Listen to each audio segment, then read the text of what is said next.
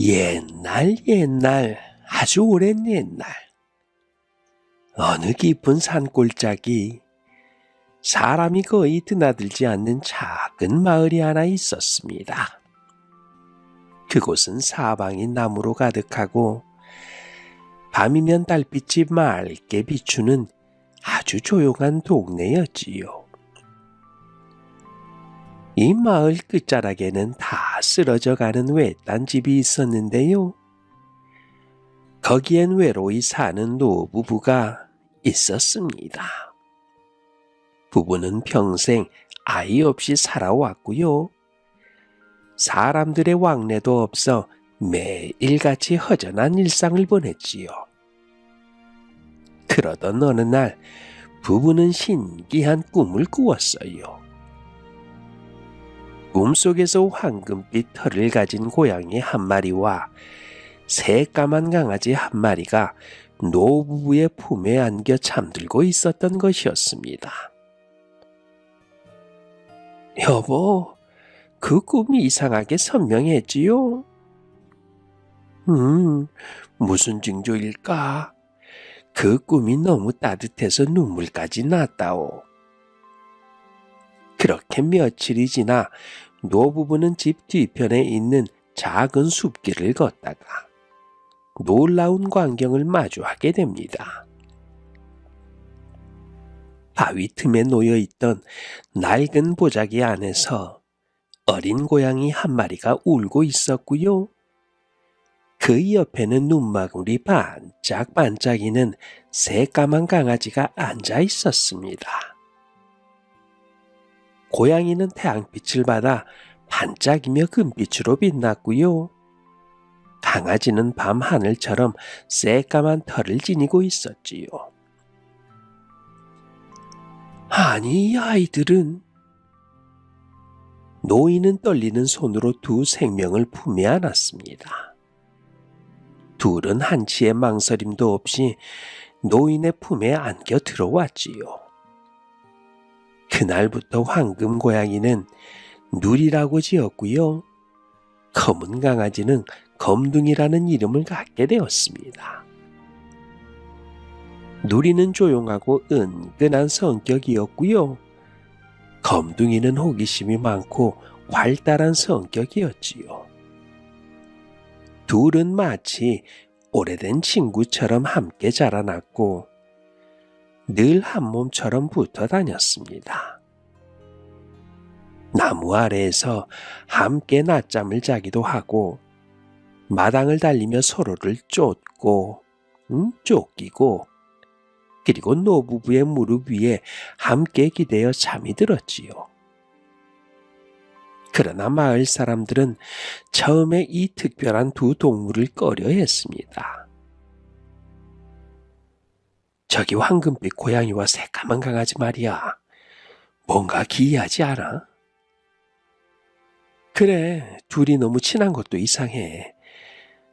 고양이와 개 사이가 원래 사이가 안 좋잖아.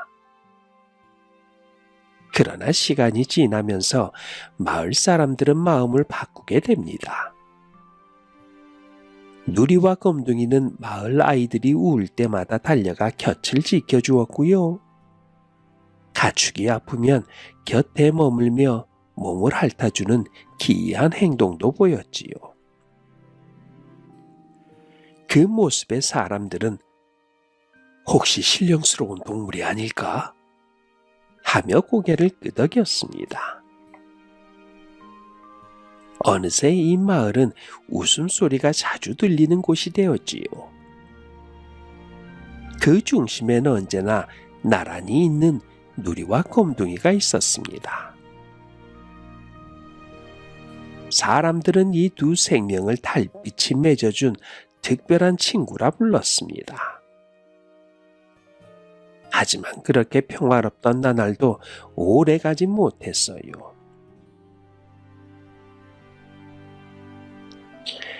어느 날 마을에 외지인들이 들어오면서 두 친구의 우정에 커다란 시련이 닥치기 시작했어요. 어쨌든 마을에 들어온 외지인들은 말끔한 옷차림에 표정은 친절했지만 어딘가 모르게 그들의 눈빛은 탐욕으로 얼룩져 있었습니다. 그들은 자기들을 큰 고을에서 온 상단이라고 소개했고요. 산 주변을 둘러보며 이곳의 자연을 보호하며 개발하겠다고 말했지요. 그러나 시간이 갈수록 그들의 속셈은 뻔히 드러났습니다. 그들은 산속에 새로운 길을 내고 약초를 무분별하게 채취하며 늙은 나무들을 베어내기 시작했지요. 마을 사람들은 처음엔 두려워하면서도 무시했지만 누리와 검둥이는 달랐습니다. 황금 고양이 누리는 밤이면 그들을 몰래 따라다녔고요. 검은 강아지 검둥이는 마을 아이들을 지키기 위해 골짜기 근처를 맴돌았습니다. 그러던 어느 날 밤 외지인들의 수레에 이상한 빛이 번쩍였어요. 그것은 바로 누리의 황금빛 털이 달빛을 받아 반사되며 번뜩이는 것 같았습니다. 외지인 중 하나가 소리쳤어요. 야, 저 고양이 봤어? 저건 그 고양이가 아니야. 황금이야, 황금. 그들은 곧장 덫을 놓아 누리를 잡기 위해 마을 주변을 샅샅이 뒤지기 시작했습니다. 그 사실을 알아챈 것은 검둥이였어요. 검둥이는 누리에게 미친 듯 달려가 소리 없이 짖으며 위험을 알렸지요. 누리는 검둥이의 눈빛을 보고 곧바로 숲속으로 몸을 피했지만 다음 날 아침 누리의 흔적은 어디에서도 발견되지 않았습니다. 마을은 발칵 뒤집혔어요. 노부부는 울며 고양이 누리를 찾아다녔고요. 검둥이는 누리의 흔적이 남은 곳마다 코를 박고 울부짖었습니다. 그러나 황금빛 털 한 가닥도 보이지 않았지요. 그날 이후 검둥이는 음식을 입에 대지 않았습니다.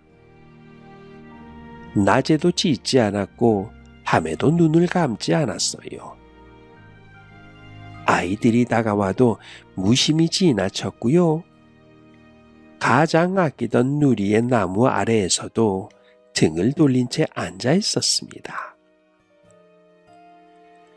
마을은 다시 조용해졌어요. 웃음소리는 사라졌고 사람들은 하나둘씩 외지인들을 향해 냉랭해졌지요. 사람들은 누리가 사라지고 나서 이상하게도 곡식이 자라지 않고 우물물에서 흙탕이 나는 등 이상한 기운이 돌기 시작한다고 속삭였습니다. 그 황금고양이는 그냥 동물이 아니었어. 산신의 아이였던 게야. 그걸 욕심내서 덫을 놓다니. 아유. 그러던 중 검둥이는 어느 날 아침 홀연히 사라졌어요. 누군가는 그가 고양이 누리를 찾아 산을 넘었을 것이라고 했고 또 누군가는 끝내 슬픔에 잠겨 외진 곳에서 생을 마감했을 거라 추측했습니다. 노부부는 마루에 앉아 서로의 손을 꼭 잡고 중얼거렸지요. 우리 아이들은 이제 정말 돌아오지 않는 걸까요?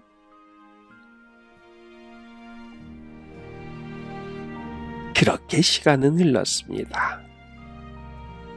계절이 한 번, 두 번 바뀌고 어느덧 새해가 밝았지요.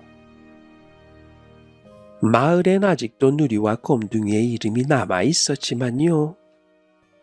모두의 입에서는 점점 과거의 이야기처럼 잊혀지고 있었습니다. 그러던 어느 봄날 새벽 마을 입구의 언덕 아래에서 오래전에 그 황금빛과 밤의 그림자처럼 짙은 검은 빛이 동시에 나타났어요. 사람들은 처음엔 꿈이라 생각했지만 그것은 분명 누리와 검둥이였습니다. 하지만 예전과는 달랐어요. 누리의 눈빛은 더욱 깊어졌고 털에는 작은 상처들이 보였습니다. 검둥이의 털은 조금 하얘졌지만 여전히 꼿꼿이 누리의 곁을 지키고 있었지요. 마을 사람들은 그제야 복이 다시 돌아왔음을 느꼈습니다. 하지만 그들이 돌아온 이유는 단순한 귀향이 아니었습니다. 누리와 검둥이는 이제 마을을 위해 다시는 욕심 많은 자들의 손에 자연이 파괴되지 않게 지켜야 할 운명을 안고 있었던 것이었어요. 누리와 검둥이가 돌아온 그날 마을 사람들은 떨리는 눈으로 두 생명을 바라보았습니다. 어떤 이는 감격하여 무릎을 꿇고 눈물을 흘렸으며 어떤 이는 조심스레 손을 뻗어 그 따뜻한 털을 만졌지요. 그러나 가장 먼저 달려온 건 노부부였어요. 누리야, 검둥아, 돌아왔구나. 살아있었구나. 노파는 두 동물을 품에 안고 흐느끼며 말했습니다. 누리는 조용히 골골거리며 얼굴을 부비고 검둥이는 앞발로 노인의 손을 감싸듯 얹었지요. 세월이 지나도 변치 않는 따뜻함이 그들 사이에 흘렀습니다. 그날 밤 마을에서는 모닥불을 피우고 작은 잔치가 열렸습니다. 사람들은 돌아온 두 친구에게 마치 오래 잃어버린 가족을 맞이하듯 맛있는 고기와 밥을 바쳤고요. 아이들은 둘의 이야기를 듣고 싶어 눈을 반짝였지요. 노인은 마당에 앉아 말했습니다. 이 아이들은 단순한 고양이와 개가 아니란다. 서로 다른 본성을 지닌 생명이 어떻게 한 마음이 되는지를 보여주는 하늘의 뜻이야. 그리고 누리와 검둥이가 사라졌던 그날부터 벌어진 일들, 외지인들의 욕심, 자연의 반격, 마을의 깃든 슬픔까지 조곤조곤 이야기해 주었지요. 그 이후로 마을엔 큰 변화가 일어났습니다. 사람들은 더 이상 자연을 무심히 대하지 않았고요. 마을 뒷산엔 누구도 허락 없이 들어가지 않았으며 나무 한 그루를 베더라도 나무 앞에서 고개를 숙였지요. 바람 한 줄기에도 불벌레 소리 하나에도 귀를 기울이기 시작했습니다. 누리와 검둥이는 늘 함께 마을을 순찰하듯 돌아다녔고요. 누리는 아이들이 울 때 먼저 달려가 골골대며 위로했고 검둥이는 논둑을 돌며 새로운 손님들의 낯을 살폈습니다. 무엇보다도 인상 깊은 건 그들이 함께 걷는 모습이었지요. 하얀 벚꽃이 흐드러진 봄날에도 노을이 물든 여름 저녁에도 낙엽이 바스락거리는 가을 길에도 눈이 쌓인 겨울 새벽에도 황금빛의 누리와 그림자 같은 검둥이는 꼭 나란히 걷고 있었습니다.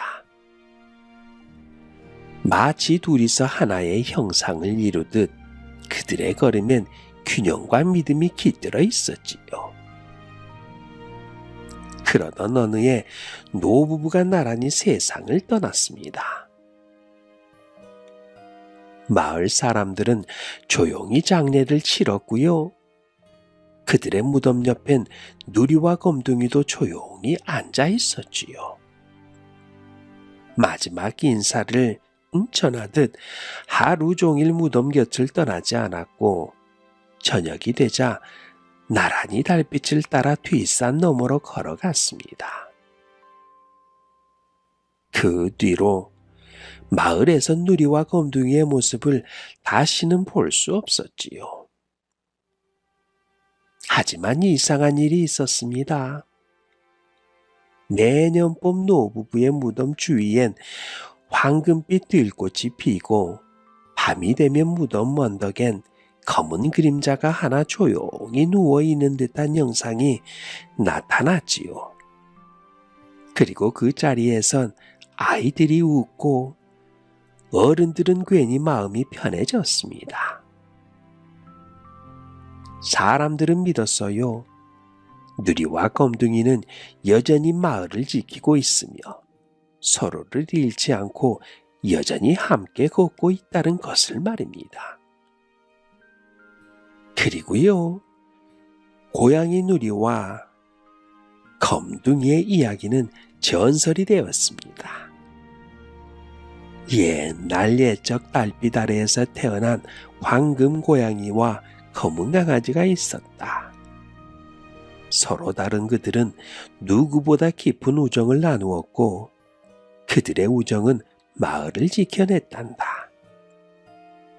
그리고 아이들은 지금도 누리와 검둥이처럼 친구를 아끼는 법을 배우고 누군가를 따뜻하게 믿는다는 것이 어떤 의미인지 깨달았지요. 황금빛 고양이와 검은 강아지, 그들은 사라지지 않았습니다. 그들은 지금도 누군가의 우정 속에 마을의 달빛 아래에서 조용히 웃고 있겠지요.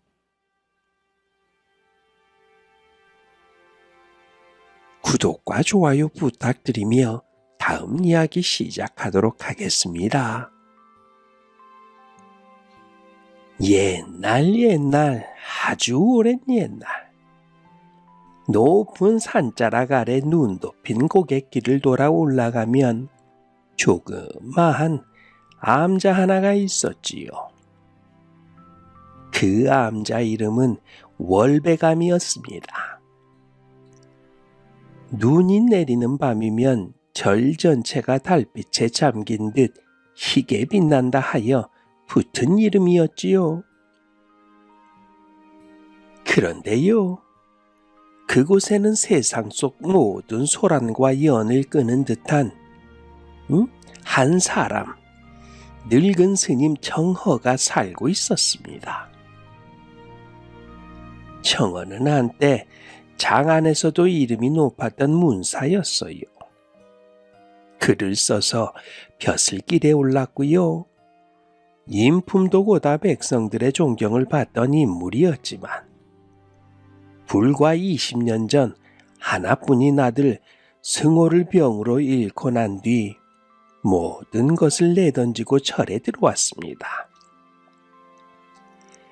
속세의 이름을 버리고 삭발을 하며 자신을 청허라 칭한 그는 그 뒤로 매년 아들의 기일이 다가오면 말을 멈추고 불도마저 잠시 내려놓은 채 장작불 앞에서 멍하니 앉아 있었지요. 그의 삶은 마치 겨울 속 얼음 같았습니다. 깨끗하고 고요하지만 차가운 고독이 언제나 그를 감싸고 있었지요. 그러던 어느 날이었습니다. 눈이 하루 종일 소복히 쌓이던 날, 청허는 절마당 앞 눈길 위에 찍힌 조그마한 발자국을 발견했어요. 토끼 발도 족제비 발도 아닌 작고 둥근 발자국 4개. 그것은 마치 아주 조심스레 걸어 들어온 존재의 흔적처럼 느껴졌습니다. 발자국은 마루까지 이어져 있었고요. 그곳에서 멈추었지요. 그런데요, 거기 흰 눈처럼 새하얀 고양이 한 마리가 조용히 앉아 있는 거예요. 고요한 눈보라 속 고양이는 눈을 깜빡이며 스님을 바라보았습니다. 마치 오래전부터 그곳에 있어야 했다는 듯이 그렇게 말이지요. 스님 청어는 한동안 말이 없었습니다. 그러다가 천천히 마루 끝에 다가가 무릎을 꿇었지요. 너는 어디서 왔느냐? 물음에는 대답이 없었습니다. 그러나 고양이는 비하지 않았어요. 스님의 손이 살며시 다가가 고양이의 털을 쓰다듬자 놀랍게도 아무런 반응도 보이지 않았습니다. 다만 그 눈동자만이 깊고 오래된 연못처럼 고요히 출렁일 뿐이었지요. 그 순간 청어는 이상한 것을 발견했습니다. 고양이의 귀가 없었던 것이었어요. 아니, 귀 자리가 부드러운 털로 덮여 있었습니다. 마치 태어날 때부터 귀가 없었던 것처럼 말이지요. 스님 청어는 혼잣말을 하듯 중얼거렸습니다. 백연, 눈처럼 고요하고 허물 없이 순하니라. 그 순간부터 고양이는 백연이 되었습니다. 그날 이후 백연은 월배감에 머물렀지요. 밥을 달라 재촉하지도 않았고 울지도 않았습니다.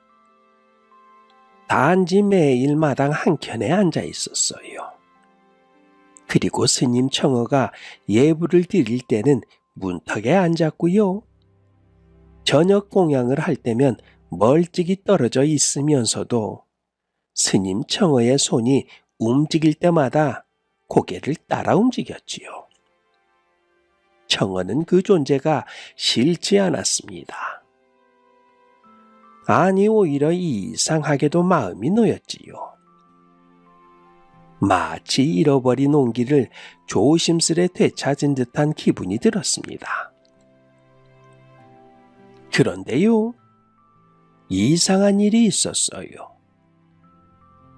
백연은 해마다 딱 하루 모습을 감추는 것이었어요. 음력 10월 24, 바로 청어의 아들 승호의 기일. 그날만 되면 백연은 아침까지 있다가 정오가 되기 전 자취를 감추었습니다. 어디로 간 건지 알 길은 없었고요. 다음날 새벽이 되면 아무 일도 없었다는 듯 다시 절 문턱에 앉아 있었지요. 그 일은 3년 동안 반복되었습니다. 스님 청어는 그저 우연이라 생각했지요. 그러나 마음 한구석에선 이상한 의문이 자라났습니다. 너 혹시 그날이 보이는 게냐? 백연은 대답하지 않았습니다. 다만 고요히 스님 청어의 눈을 바라볼 뿐이었지요. 그러던 어느 해 청어는 백연이 사라진 그날을 따라가 보기로 결심을 하지요. 한편 그의 겨울은 유난히 눈이 늦게 왔지요. 절마당에는 바람만이 자주 드나들었고요. 달빛은 유독 선명하게 땅을 비추었지요. 음력 10월 23, 청어는 예전처럼 조용히 아침 공양을 마쳤습니다. 백연은 평소와 다름없이 그의 곁을 맴돌았지요. 그러나 청어는 그 눈빛 속에서 알 수 없는 짙은 망설임을 읽을 수 있었습니다. 백연은 다음 날이 오면 사라져야 하기 때문이지요. 이번엔 그 이유를 직접 보겠노라 스님 청어는 마음을 다잡았습니다. 그날 밤 그는 등불을 끄고 백연의 움직임을 지켜보았지요. 새벽이 가까워오자 백연은 문 밖으로 살금살금 나가 산자락을 향해 발걸음을 옮기기 시작했습니다. 그리고 청어는 거리를 두고 그 뒤를 따랐지요. 고양이의 걸음은 유난히 가볍고 흔들림이 없었어요. 하얀 털이 눈 속에 녹아 사라질 듯 했지만 달빛이 그 작은 몸을 따라가며 길을 밝혀주었습니다. 청어는 말없이 걸었어요. 바람이 소나무 가지를 건드릴 뿐 고요는 깨어지지 않았지요. 산을 몇 굽이 돌고 바위와 바위 사이를 지나자 앞서 걷던 백연이 멈춰 섰습니다. 그 앞에는 오랜 세월의 흔적이 덧입혀진 무너진 담장과 석탑의 그림자가 있었지요. 그곳은 수백 년 전 불에 타 무너졌다는 법성사의 예터였습니다. 청어는 놀라움을 숨기지 못했지요. 그는 젊은 시절 이곳을 몇 번 오갔던 기억이 있었기 때문이었어요. 아이가 어릴 적 아들 승호를 등에 업고 이 절 근처로 소풍을 온 날도 있었습니다. 백연은 석탑 옆에 고요히 앉아 있었지요. 눈은 조용히 내리고 있었습니다. 고양이는 마치 오래전부터 그 자리를 지켜온 수호령처럼 움직이지 않았습니다. 스님 청어는 한 발자국 또 한 발자국 백연 쪽으로 다가갔지요. 그 순간 그의 눈에 무언가가 들어왔습니다. 석탑 아래 누군가가 묻힌 듯한 작은 돌무더기, 그리고 그 위에 놓인 반쯤 사라진 이름 없는 나무배. 눈을 털자 흐릿하게 글자가 나타났어요. 승호. 청어의 숨이 걸렸습니다. 그는 무릎을 꿇고 손으로 나무패를 어루만졌습니다. 승호야. 그 옆에 앉은 백연은 조용히 눈을 감았지요. 청어는 무언가에 이끌리듯 석탑을 향해 예를 올렸습니다. 오래된 기도문이 입에서 흘러나왔지요. 말이 아니라 숨결로, 그리움으로, 죄스러움으로 그의 눈에 눈물이 흘러내렸습니다.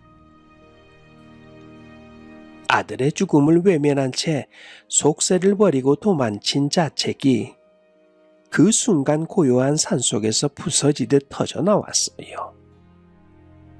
백연은 천천히 자리에서 일어나 석탑 아래로 조심스럽게 몸을 낮췄습니다.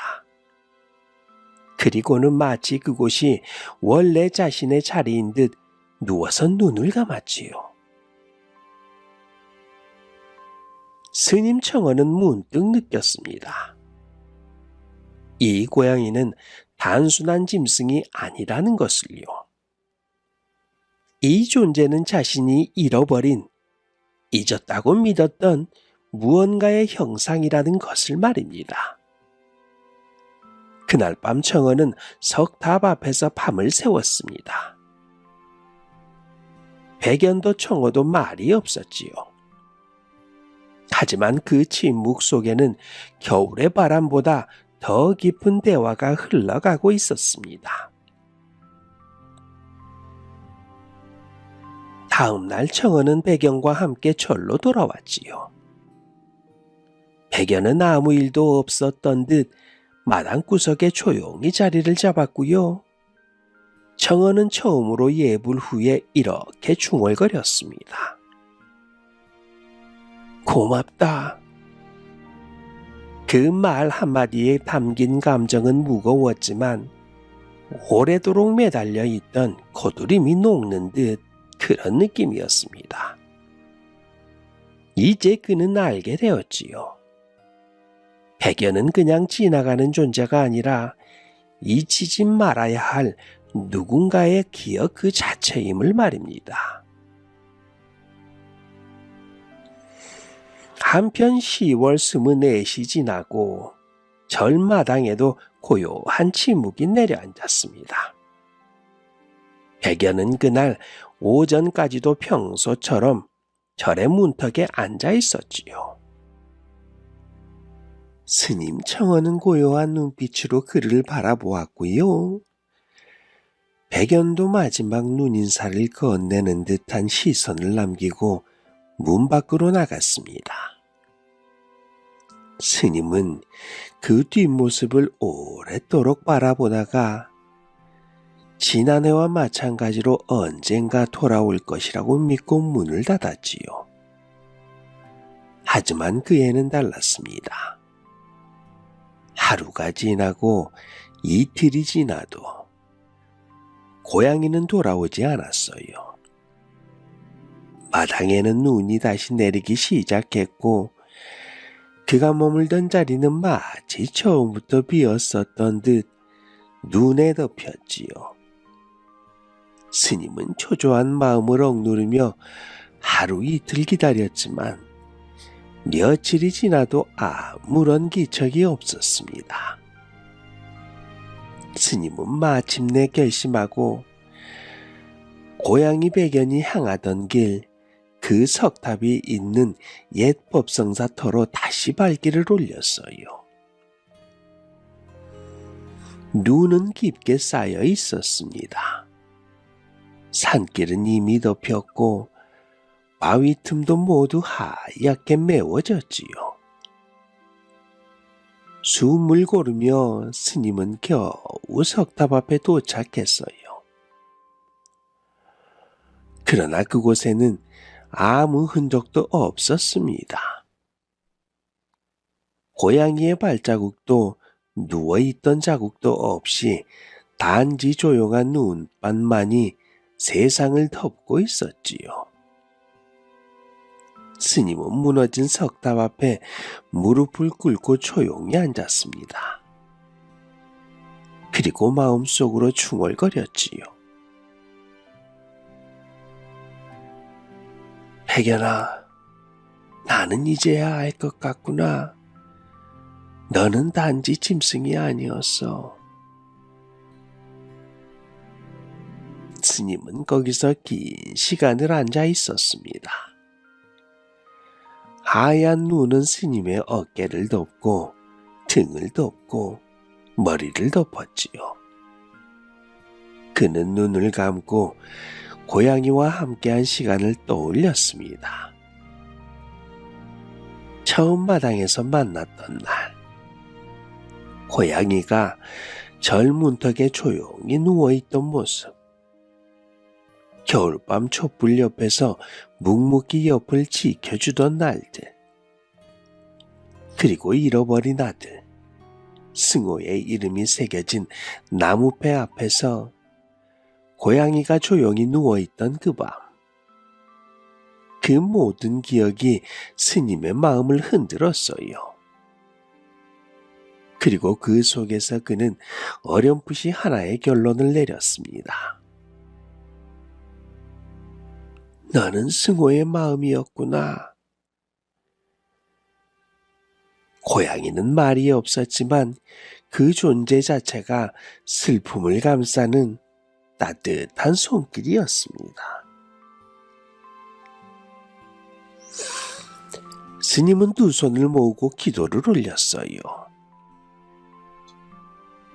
만약 네가 이 세상에 다시 머무를 수 없다면 마지막으로 얼굴을 보여다오.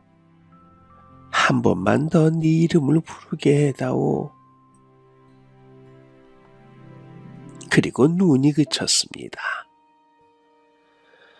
하늘은 맑게 개었고 달빛이 설빛 구름 사이로 스며들었지요.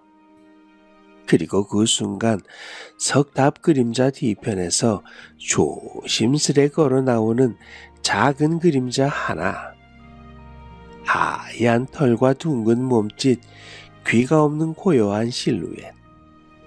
스님은 자리에서 일어나 손을 뻗었습니다. 백연아. 백연은 천천히 다가왔어요. 전보다 훨씬 야위었고 걸음도 느렸습니다. 그러나 그 눈빛만은 여전히 따뜻했지요. 스님은 백연을 끌어안았습니다. 눈물은 멈추지 않았고 백연은 고요히 그 품에 안겨 눈을 감았지요. 그날 밤 스님은 고양이와 함께 절로 돌아왔습니다. 마당으로 들어온 순간 달빛이 두 존재 위에 흩날렸지요. 고양이는 그 후로 더 이상 사라지지 않았습니다. 다만 스님은 알았어요. 이제 시간이 얼마 남지 않았다는 것을요. 고양이는 점점 더 말을 줄였고 움직임도 줄어들었습니다. 그리고 겨울밤 스님은 고양이를 무릎 위에 안고 작은 경전을 천천히 읊었지요. 그 목소리는 마치 자장가처럼 눈 속에 스며드는 온기처럼 고요했습니다. 그날 밤 고양이는 조용히 눈을 감고 숨을 멈췄어요. 스님은 말없이 고양이의 이마에 입을 맞추었습니다. 잘 가거라, 백연아. 그리고 승우야. 그 말 한마디가 모든 이별의 문을 닫고 모든 기억의 방을 따스히 감쌌습니다.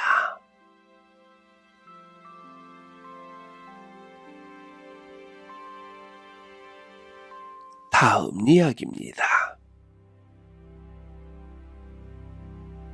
옛날 아주 오랜 옛날 푸른 강과 깊은 숲이 어우러진 어느 평화로운 마을이 있었습니다. 이 마을 사람들은 강을 따라 농사를 짓고 숲에서 나무를 해오며 조용하고 풍요롭게 살았지요. 강에는 수많은 수달들이 살았는데요. 사람들은 수달들을 서로 조심스럽게 거리를 두며 평화를 유지했습니다. 마을 사람들은 수달들을 물의 사자라 부르며 존중했지요. 왜냐하면 수달이 강에서 사라지면 마을에도 불운이 닥친다는 옛 전설이 있었기 때문이에요. 그런데요, 어느 해 강에서 특별한 수달 한 마리가 태어났습니다.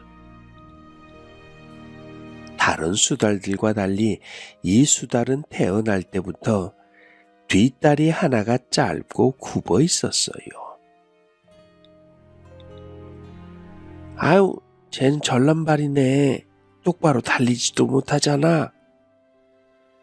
다른 수달들은 처음엔 호기심을 보였지만 곧 차갑게 등을 돌렸습니다. 에이, 쟤랑 놀다가 괜히 나까지 이상하게 보이면 어쩌지? 빨리 헤엄도 못 치잖아. 절름발이 수달은 혼자 남겨졌어요. 사람들도 곧 그 수달을 알아보았습니다. 아이고, 저 수달 좀 봐요. 다리가 이상하게 생겼네요. 아니, 저런 수달이 나타난 건 재수없는 징조 아니야? 속삭임은 곧 편견으로 변했어요. 아이들도 그 수달을 손가락질하며 놀렸습니다. 절름발이야, 절름발이. 수달은 어느덧 절름발이 수달이라 불리게 되었지요. 수달은 강가 구석에서 혼자 놀았습니다. 남몰래 작은 돌멩이로 강가에 탑을 쌓기도 하고 연약한 물풀을 엮어 작은 징검다리를 만들기도 했지요. 다른 수달들이 빠르게 헤엄치며 장난을 칠 때 절름발이 수달은 천천히 하지만 세심하게 주변을 살폈습니다. 강에서 떠내려온 부러진 나뭇가지가 걸리면 조심스레 빼내기도 했어요. 또 새끼 물고기가 빠져나오지 못하는 물웅덩이가 있으면 부드럽게 물기를 틔워주었습니다. 아무도 보지 않는 사이 절름발이 수달은 강을 더욱 맑고 안전하게 만드는 일을 하고 있었지요. 하지만 사람들은 여전히 몰랐습니다. 요즘 강물이 탁한 것 같아. 아이 절름발이 수달이 나타난 뒤부터 이래. 틀림없어. 그 누구도 절름발이 수달이 조용히 강을 돌보고 있다는 사실을 알지 못했어요. 그러던 어느 날 마을에 큰 비가 쏟아졌습니다.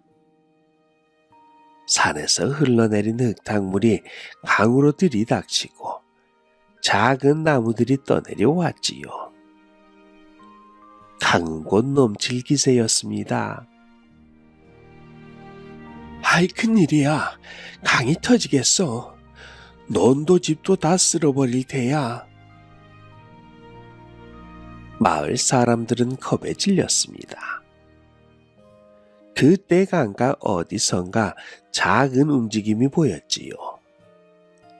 다름 아닌 절름발이 수달이었습니다. 수달은 절뚝이며 큰 나뭇가지를 하나하나 모았지요. 쓰러진 나뭇가지들을 쌓아 둑을 만들기 시작한 것이었습니다. 하지만 혼자서 하기에는 역부족이었어요. 바닥에 넘어지기도 하고 물살에 떠밀리기도 했지요. 아이 뭐야 절름발이가. 아이 정말 보기 딱하네. 아이들도 멀찍이 떨어져 지켜보기만 했어요. 그러나 절름발이 수달은 포기하지 않았습니다. 비가 쏟아지는 속에서도 거친 물살 속에서도 끝까지 조용히 끈질기게 툭을 쌓아갔지요. 그 모습을 본 아이 어린 민구가 조심스레 강가로 달려갔습니다. 나도 도울게. 민구는 작은 손으로 부러진 나뭇가지를 집어들었어요. 처음에는 물살에 휩쓸려 넘어지기도 했지만요. 금세 다시 일어났습니다. 아이를 본 어른들도 부끄러움을 느꼈습니다. 아유, 가만히 있을 게 아니군. 맞아, 우리도 돕자. 이윽고 마을 사람들이 하나둘 강가로 달려나왔어요. 절름발이 수달, 민구, 그리고 마을 사람들이 함께 힘을 모았던 것이었습니다. 뚝은 점점 높아졌고요. 결국 강물은 넘치지 않고 고요히 흘렀지요. 그래서 마을은 안전할 수 있었습니다. 한편 큰 비가 그치고 해가 강물 위로 얼굴을 내밀었습니다. 마을 사람들은 강둑에 빽빽하게 쌓인 나뭇가지와 돌무더기를 보며 놀라움을 감추지 못했지요. 아니 이게 절름발이 수달이 한 거라고요? 아이 혼자서 이 많은 일을? 사람들은 입을 다물지 못했어요. 그리고 그제야 알았습니다. 절름발이 수달은 결코 저주가 아니었다고요. 오히려 그 누구보다 강을 사랑하고 사람을 도우려고 했던 존재였다는 것을 말이지요. 민구는 씩씩하게 말했어요. 절름발의 수달이 우리를 구했어요. 제일 먼저 몸을 움직였고 포기하지 않았어요. 사람들은 서로 얼굴을 마주보며 부끄러운 표정을 지었습니다. 그동안 절름발이 수달을 비웃고 손가락질하고 멀리 했던 자들이 부끄러웠던 것이에요. 마을 이장님이 무거운 발걸음으로 절름발이 수달 앞으로 다가갔습니다. 아이, 작은 수달이여. 정말 미안하구나. 그는 깊숙이 머리를 숙여 절름발이 수달에게 머리를 조아렸습니다. 그러자 수달은 절름거리는 다리로 한 발 앞으로 다가왔어요. 그리고 수달은 아무 소리도 내지 않았습니다. 다만 조심스럽게 짧은 뒷다리로 그의 발등을 툭 건드렸지요. 그것은 마치 저는 괜찮아요 하고 말하는 듯 했습니다. 마을 사람들은 숨을 삼켰어요. 아이들은 울먹이며 수다를 쓰다듬었지요. 미안해 절름발이야. 네가 얼마나 착한 친구인지 몰랐어. 이제 나도 친구가 되어줄게. 그 순간 강물 위에 무지개 빛이 번지기 시작했습니다. 어른들은 고개를 끄덕였지요. 수달이 강도 살리고 우리 마음도 살렸구먼. 우리가 몰랐던 걸 작은 수달이 가르쳐줬어. 그날 이후 마을은 바뀌기 시작했습니다. 마을 아이들은 수달들과 함께 강을 지켰어요. 물이 오염되지 않도록 쓰레기를 버리지 않고요. 부러진 가지를 치웠지요. 강가에 작은 꽃밭을 만들어 나비와 벌이 찾아오는 공간도 마련했습니다. 이건 절름발이 수달이 만든 길이야. 아이들은 물풀을 엮어 작은 징검다리를 수달길이라고 부르며 소중히 여겼지요. 또한 마을에서는 해마다 수달의 날을 정해 축제를 열었습니다. 그날은 모두가 다 함께 강을 청소하고 작은 연못을 만들어 새끼 물고기와 수달 새끼들이 놀 수 있도록 도와주었지요. 어른들은 말했습니다. 우리는 다 다르다. 어떤 이는 빠르고 어떤 이는 느리고 또 어떤 이는 크고 또 어떤 이는 작다. 하지만 다 함께 할 때 비로소 진짜 마을이 되는 거야.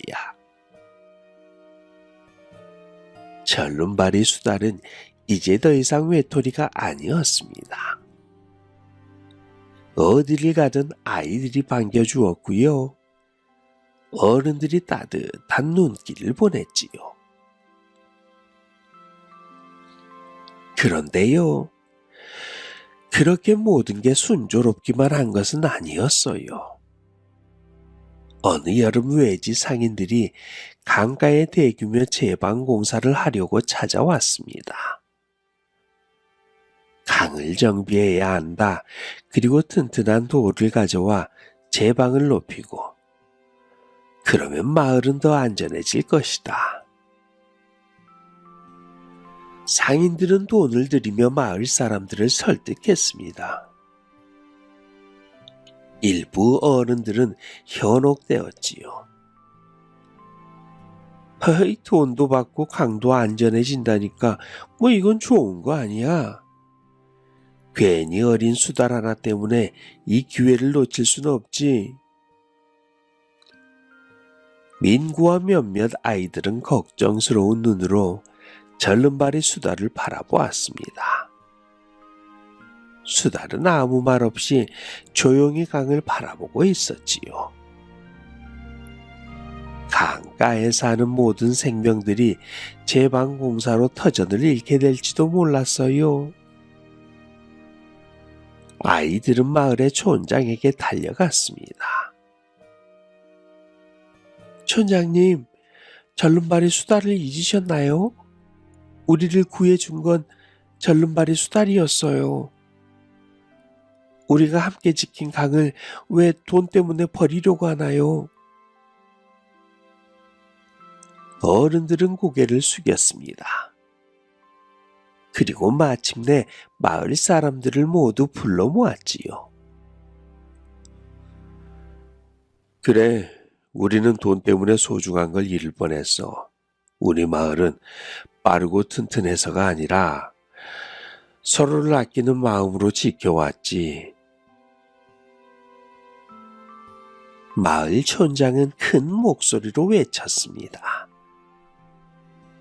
우리는 강을 지키겠다. 절름발이 수달과 함께 지켜온 이 강을. 마을 사람들은 모두 함께 박수를 쳤어요. 상인들은 아쉬운 얼굴로 물러났고요. 마을은 다시 옛 모습 그대로 지켜지게 되었습니다. 외지 상인들이 돌아간 뒤 마을에는 다시 평화가 찾아왔습니다. 사람들은 안도의 숨을 내쉬면서도 이번 일을 계기로 깊이 깨달았지요. 겉으로 보기 좋은 것만 쫓으면 정말 소중한 걸 잃을 수도 있다는 것을 말이지요. 우리 곁에 늘 조용히 지켜주는 이들이 있지. 다른 모습, 다른 힘이 모여야 진짜 강한 마을이 되는 법이야. 이런 이야기는 강바람을 타고 널리 퍼졌습니다. 어른들도 아이들도 서로를 바라보는 눈길이 더욱 부드러워졌지요. 그 무렵 절름발이 수달은 여전히 강가를 지켰습니다. 비가 오면 작은 웅덩이를 메우고 바람이 불면 떨어진 가지를 주워 다리 위에 얹었지요. 그러던 어느 날 절름발이 수달이 한쪽 다리를 절뚝이며 강가로 나와 울타리처럼 얽힌 덤불을 풀어내고 있는 걸 민구가 발견합니다. 수달아, 너 혼자 힘들게 하고 있구나. 민구는 미안했어요. 혼자서 아등바등하는 수달의 모습이 꼭 몇 년 전 비바람 속에서 나뭇가지를 물고 오던 모습과 겹쳐 보여서였습니다. 민구는 고민하다 결심했어요. 나 혼자 도와서는 안 돼. 모두 함께 도와야 해. 민구는 친구들을 모았습니다. 우리 수달을 도와주자. 아이들은 즉시 달려나갔습니다. 어떤 아이는 작은 돌을 고르고 어떤 아이는 부러진 나뭇가지를 골랐지요. 심지어 작은 손으로 강바닥을 고르는 아이도 있었습니다. 이건 절름발이 수달이 가르쳐준 거야. 강을 아끼는 방법, 그리고 서로 도우는 방법. 아이들의 웃음소리는 강물보다 더 크게 울려 퍼졌습니다. 그리고 이장님은 아예 큰 결심을 했어요. 우리 마을에 새 규칙을 세우자. 사람들은 웅성거렸습니다. 새 규칙? 이장님은 힘주어 말했지요. 다른 사람이나 다른 생명을 외모나 능력으로 판단하지 않겠어. 다른 점을 비웃지 않고 존중하고 도우며 살아가는 거야. 그리고 서로 다른 힘을 합쳐 함께 살아가는 마을이 되자. 이것을 수달의 약속이라고 부르자. 모든 사람들은 진지하게 고개를 끄덕였습니다. 그리고 마을 중심에 큰 나무판을 세우고 그 위에 다음과 같이 새겼습니다. 수달의 약속. 다름을 비웃지 않는다. 힘이 다르면 서로 돕는다.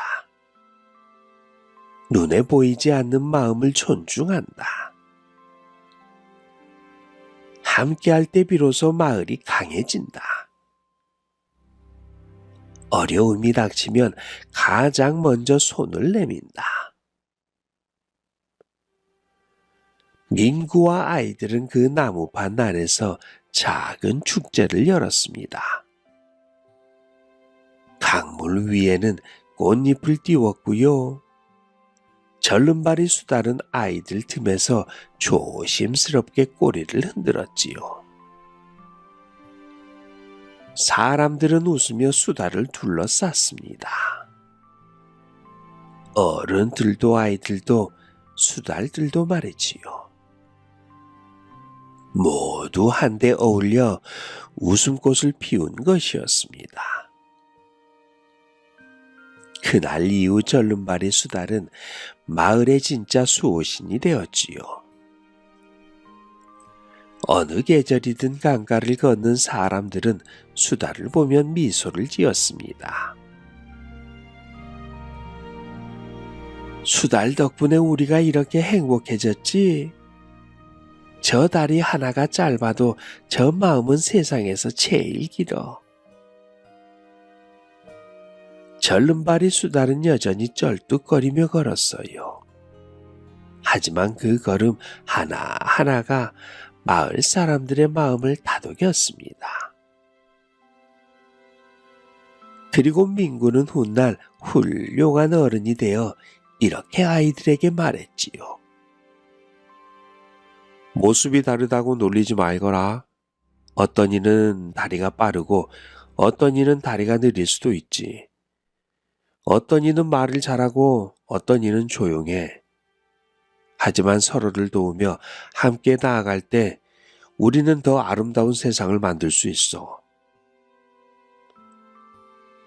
이렇게 외다리 수달과 마을 사람들은 서로 다른 것을 있는 그대로 받아들이고 서로의 부족함을 채워가며 살았습니다.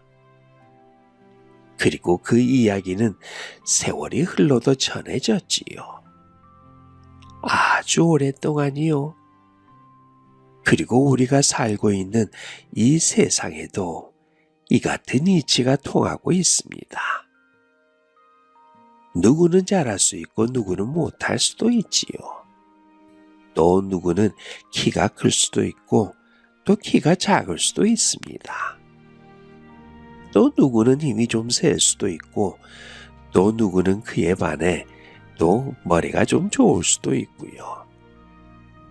그렇다고 머리가 좋은 사람이 머리가 좋지 않은 사람을 욕하거나 무시하거나 힘이 센 사람이 힘이 약한 사람을 무시하거나 이거는 있을 수 없는 일입니다. 있어서는 안 되는 일이지요. 다른 모습은 틀린 것이 아니라 함께 살아가야 할 이유가 되지요. 진짜 힘은 빠르고 강한 데 있는 것이 아니라 포기하지 않고 서로를 품는 것에 있습니다. 그들이 함께 지킨 강처럼 우리의 마음도 함께 자라난다고 생각하고 그것을 지켜야겠지요. 어쩌면 푸른 강가에 흐르는 수달길은 지금도 조용히 이야기하고 있을지 모르겠습니다. 이렇게 말이지요. 다르다는 것은 선물이다.